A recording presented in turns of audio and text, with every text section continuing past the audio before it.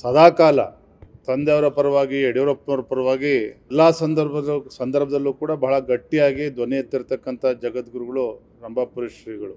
ಹಿಂದಿರ್ತಕ್ಕಂಥ ಸಂದೇಶ ಏನಪ್ಪ ಅಂತ ಹೇಳಿದ್ರೆ, ವಿಜಯೇಂದ್ರ ಅವ್ರ ಬಗ್ಗೆ ಸಾಕಷ್ಟು ನಿರೀಕ್ಷೆಗಳಿದೆ, ಅಪೇಕ್ಷೆ ಇದೆ. ವಿಜಯೇಂದ್ರ ಅವರು ಎಲ್ಲರನ್ನೂ ಕೂಡ ಒಗ್ಗೂಡಿಸ್ಕೊಂಡು ಹೋಗಬೇಕು ಅನ್ನುವ ಸಂದೇಶವನ್ನು ಜಗದ್ಗುರು ನೀಡಿದ್ದಾರೆ. ಅದನ್ನು ಅಪಾರ್ಥ ತಿಳ್ಕೊಳ್ತಕ್ಕಂಥ ಅವಶ್ಯಕತೆ ಇಲ್ಲ, ಯಾರಿಗೂ ಹೇಳ್ಬೇಡ ಅಂತ ಹೇಳಿದ್ದಾರೆ. ಅಂಥ ಅವಶ್ಯಕತೆ ಬರ್ತದೆ ಅಂತ ನನಗೇನು ಅನಿಸೋದಿಲ್ಲ. ಕೇಂದ್ರದ ವರಿಷ್ಠರು ಎಲ್ಲವನ್ನು ಕೂಡ ಗಮನಿಸ್ತಾ ಇದ್ದಾರೆ.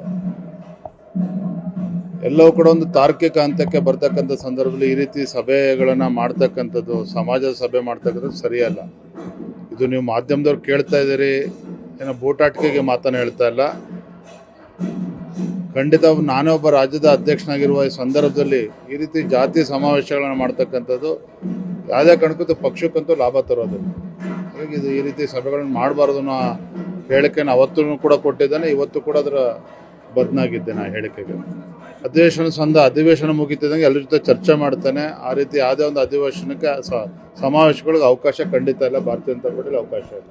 ಕಳೆದ ಈ ಸರ್ಕಾರ ಬಂದಾಗಿನಿಂದ ಶಾಸಕರ ಕ್ಷೇತ್ರಗಳ ಅಭಿವೃದ್ಧಿಗೆ ಅನುದಾನವನ್ನು ಕೊಡದೇ ಇರತಕ್ಕಂಥ ಮಾನ್ಯ ಮುಖ್ಯಮಂತ್ರಿಗಳು ಶಾಸಕರು ಒಂದು ರೀತಿ ಅಸಹಾಯಕರಾಗಿದ್ದಾರೆ. ನಾನೇ ಕೆಲವು ಶಾಸಕರನ್ನು ಭೇಟಿ ಮಾಡಿದಾಗ ನಾವು ಆಡಳಿತ ಪಕ್ಷದ ಶಾಸಕರು ಅಂತ ಹೇಳ್ಕೊಂಡು ಓಡೋದಕ್ಕೆ ನಮಗೆ ಕಷ್ಟ ಆಗ್ತದೆ ನಮ್ಮ ಸ್ವಕ್ಷೇತ್ರಗಳಲ್ಲಿ. ಈ ಭಾವನೆಯನ್ನು ಆಡಳಿತ ಪಕ್ಷದ ಶಾಸಕರು ಕೂಡ ತೋಡ್ಕೊಂಡಿದ್ದಾರೆ. ಒಟ್ಟಾರೆಯಾಗಿ ಒಂದು ಹೊಸ ಸರ್ಕಾರ ಬಂದು 20 ತಿಂಗಳು ಆಗಿದೆ, ಅಭಿವೃದ್ಧಿನೇ ಕಾಣದೇ ಇರತಕ್ಕಂಥ ಶಾಸಕರು ತಮ್ಮ ಕ್ಷೇತ್ರಕ್ಕೆ ಹೋದಾಗ ರಸ್ತೆಗಳು, ಆಸ್ಪತ್ರೆಗಳು, ಶಾಲಾ ಕೊಠಡಿಗಳನ್ನು ಕೂಡ ಒಡೆದೇ ಇರತಕ್ಕಂಥ ಒಂದು ಕೆಟ್ಟ ಪರಿಸ್ಥಿತಿಗೆ ಬಂದು ನಿಂತಿದೆ ಅಂತ ಹೇಳಿದ್ರೆ ಈ ಸರ್ಕಾರದ ಆಡಳಿತ ವೈಖರಿ ಹೇಗಿದೆ ಅಂತೇಳಿ ರಾಜ್ಯದ ಜನ ನೋಡ್ತಾ ಇದ್ದಾರೆ. ಬೆಂಕಿ ಇಲ್ಲದೆ ಹೊಗೆ ಆಡೋದಿಲ್ಲ ಅಂತೇಳಿ ಹಿರಿಯರು ಹೇಳ್ತಾರೆ.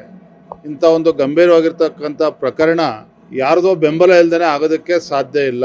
ಒಬ್ಬ ಹಿರಿಯ IPS ಅಧಿಕಾರಿಯ ಮಗಳು ಒಂದು ಕಡೆ ಆದರೆ ಸಚಿವರ ಅವಳ ನಿಕಟ ಸಂಪರ್ಕ ಇತ್ತು ಅಂದರೆ ಬೆಂಬಲ ಇತ್ತು ಅನ್ನೋದನ್ನು ಕೂಡ ಸಾಕಷ್ಟು ಚರ್ಚೆಗೆ ಗ್ರಾಸ ಆಗಿದೆ. ಹಾಗೆ ಎಲ್ಲವೂ ಕೂಡ ಸತ್ಯಾಂಶ ತನಿಖೆ ನಂತರ ಹೊರಬೀಳ್ತದೆ. ನ್ಯೂಸ್ ಫಸ್ಟ್ ನಿರ್ಭೀತಿಯಿಂದ ನಿಮ್ಮ ಪರವಾಗಿ.